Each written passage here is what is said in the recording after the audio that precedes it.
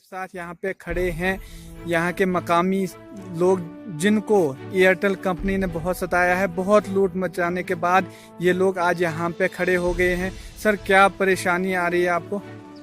देखिए, मैं जहाँ तक देख रहा हूँ पिछले 3 साल से जब तक 4G का नाम दिया है बिल्कुल नेटवर्क वीक चल रहा है। किसी भी जगह नेटवर्क का जो है बिल्कुल जीरो के बराबर है। कहीं भी कोई फॉर्म ऑनलाइन नहीं हो पा रहा है, कोई काम करना हो, जबकि आज डिजिटल इंडिया के नाम पे पूरे देश भर में नारे दिए जा रहे हैं, बिल्कुल खोखले साबित हो रहे हैं। जबकि डिजिटल चीज़ों का बिल्कुल अभी पता ही नहीं कि ग्राउंड लेवल पर डिजिटल चीज़ें क्या होती हैं।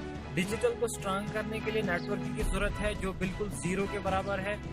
यानी कि बिल्कुल ये समझ लीजिए कि आपकी नेटवर्क ना हो तो बेहतर है। सिर्फ 4G के नाम पे एक लूट मचाई जा रही है। स्पेशल भलेसा की बात करें तो पिछले 2 सालों में कम से कम 200 करोड़ रुपए इन्हें लूट मचाई है जो 4G के नाम पे इन्हें रिचार्जेस लिए हैं। अभी तक मैं आपको दिखा सकता हूँ, बिल्कुल एयरटेल की जो कारकर्दगी है ज़ीरो है। अभी हम आपको दिखा रहे हैं कि यह है एयरटेल की कारकर्दगी, जिसमें बिल्कुल एक वेब पेज तक जो है नहीं खुल पा रहा है। बिल्कुल ज़ीरो इसकी स्पीड है, 1.1 कुछ इस तरह की स्पीड है। ये मैं आपको बिल्कुल प्रूफ दिखा रहा हूँ ताकि कोई ये ना बोले कि एयरटेल के खिलाफ कोई साजिश की जा रही है। इससे पहले भी हमने जब आयुष्मान भारत गोल्डन कार्ड की योजना चली, जबकि प्रधानमंत्री नरेंद्र मोदी जी का काफ़ी फोकस्ड स्कीम थी, तो हमने SDM साहब के द्वारा, हेल्थ सेक्टर के द्वारा, CMO साहब, DC साहब, यहाँ अंशुल गर साहब थे, इससे पहले हमारे DC साहब थे सिमरन साहब, तो इन्होंने काफ़ी वायरलेस मैसेज भेजे। फिर भी इसके बावजूद भी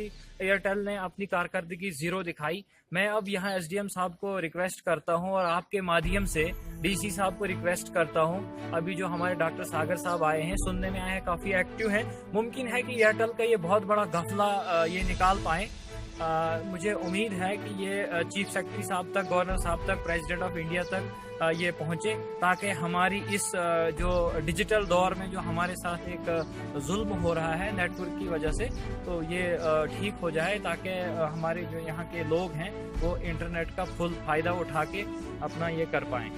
लोग भलेसा के मकामी लोग ये कहते हैं कि एयरटेल कंपनी ने लूट मचा के रखी है। वाकया ऐसा हो रहा है? असल में बदकिस्मती की बात है कि हमारी भलेस को जो है वो एक पिछड़ी हुई रियासत का एक पिछड़ा हुआ हिस्सा माना जा रहा है, क्योंकि आज हम देख रहे हैं कि किस तरह से सोतली माँ का सलूक हमारी भलेस के साथ होता जा रहा है। जहां पर नरेंद्र मोदी जी दिन दुगनी रात चुगनी मेहनत करके डिजिटल इंडिया को फरोग देने की बात करते हैं, वहां पर आज हमारा भलेस का एक एक बच्चा जो है वो एयरटेल की नाकिस कारकर्दगी की वजह से जुल्म का शिकार हो रहा है। तो हम चाहते हैं कि गवर्नर साहब इसमें खुद संज्ञान लेते हुए DC साहब, गवर्नर साहब और प्रधानमंत्री से भी हम गुजारिश करेंगे कि कम से कम अपने इन वादों को अमली जामा पहनाने के लिए ग्राउंड लेवल पर कुछ करके दिखाइए, वरना खाली खोखले नारों से किसी का पेट नहीं भरने वाला।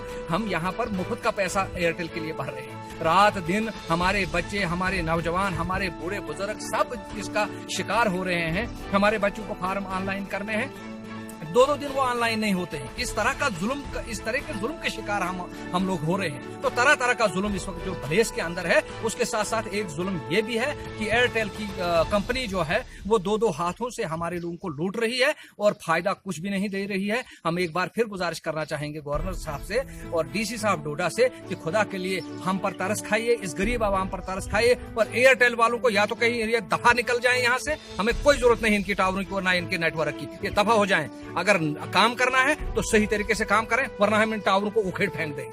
हमें इनकी नेटवर्क की कोई जरूरत नहीं। हाँ।